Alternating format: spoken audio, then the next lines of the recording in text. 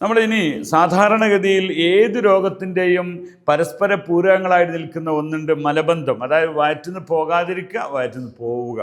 വയറിളക്കം, ഞാൻ നേരത്തെ പറഞ്ഞ ഫുഡ് പോയ്സണുമായി ബന്ധപ്പെട്ട് പലപ്പോഴും നാം അനുഭവിക്കുന്ന, അതല്ലെങ്കിൽ ഡോക്ടർമാരോട് പറയുന്ന ഒന്നാണ് വയറിളക്കത്തെക്കുറിച്ച്. വയറ്റിൽ നല്ലോണം പോകുന്നത് അതിന് ഇസ്ഹാൽ എന്നാണ് പറയുക. സഹിൽ തന്നെ എളുപ്പം എന്നാണ്, എളുപ്പത്തിൽ അങ്ങനെ ലൂസ് മോഷൻ, അതിന് ഇസ്ഹാൽ എന്ന് പറയും. എൻതി ഇസ്ഹാൽ, എൻതി ഇസ്ഹാൽ, എനിക്ക് ഇസ്ഹാൽ ഉണ്ട് എന്ന് പറയും. അതാണ് എൻ്റെ എന്താണ് ഇഷ്കാലല്ല കേട്ടോ, ഇഷ്കാൽ എന്ന് പറഞ്ഞാൽ സംശയം എന്നാ. ഇസ്ഹാൽ ഹ എന്ന തസ്ഹീൽ എന്ന വാക്കിൽ നിന്ന് വന്നതാണ്, എളുപ്പം എന്നാണ് എൻ്റെ അർത്ഥം. ഓക്കെ, അപ്പോൾ കൂടുതൽ വയറ്റുനിന്ന് പോകുന്നുണ്ട് എന്ന് പറയും. ഓക്കെ, അപ്പോൾ അതിനെക്കുറിച്ച് നമുക്ക് ഇസ്ഹാൽ പറയാം. അതുപോലെ തന്നെ ഇംസാക്ക്, ഇംസാക്ക് എന്ന് പറഞ്ഞാൽ ബന്ധം, പിടിച്ചു നിൽക്കുന്നതിന് ഇംസാക്ക് പറയാം. ആ വാക്കിനെ നമ്മൾ എന്താക്കുന്നു, മലബന്ധമുണ്ട് എന്ന് പറഞ്ഞാൽ വയറ്റുനിന്ന് പോകാതെ ഭയങ്കരമായ പിടുത്തമുണ്ട് എന്ന അർത്ഥത്തിലുള്ള വാക്കാണത് ഇംസാക്ക്. ഹാദൽ ഇംസാക്ക് മിൻ കംയോ മിൻ യൗമൈൻ, വല്ലാഹു മുശ്കില, മിൻ യൗമൈൻ, 2 ദിവസമായി ഉണ്ടായ ഒരു പ്രശ്നമാണ്. അതല്ല ഇസ്ഹാൽ മിൻ മത, മിൻ യൗമൈൻ, 2 ദിവസമായി വയറ്റിന് പോയിക്കൊണ്ടിരിക്കുകയാണ് എന്ന് പറയാം. ഓക്കെ, അപ്പോൾ ഇവിടെ ഇസ്ഹാല്, ഇംസാക്ക്, ഏത് അസുഖമായി നമ്മൾ ചെന്നാലും നമ്മൾ ഡോക്ടർ ചോദിക്കും കൈഫൽ ഇസ്ഹാൽ, വയറിൻ്റെ ശോധന എങ്ങനെയാണ്, അതല്ലെങ്കിൽ മലബന്ധമുണ്ടോ, അതൊക്കെ ചോദിക്കുമല്ലോ. ഇതിന് പറയേണ്ട 2 വേർഡാണ് നമ്മളിന്ന് പഠിച്ചത്.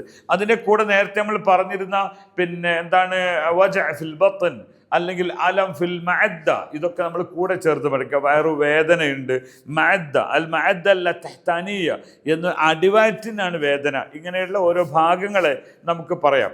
ഓക്കെ, അതോടൊപ്പം തന്നെ ഇപ്പം രക്തം പോവുക, ഇപ്പം വയറ്റിൽ രക്തം പോകാൻ നസീഫുദ്ദം എന്ന് പറയാം.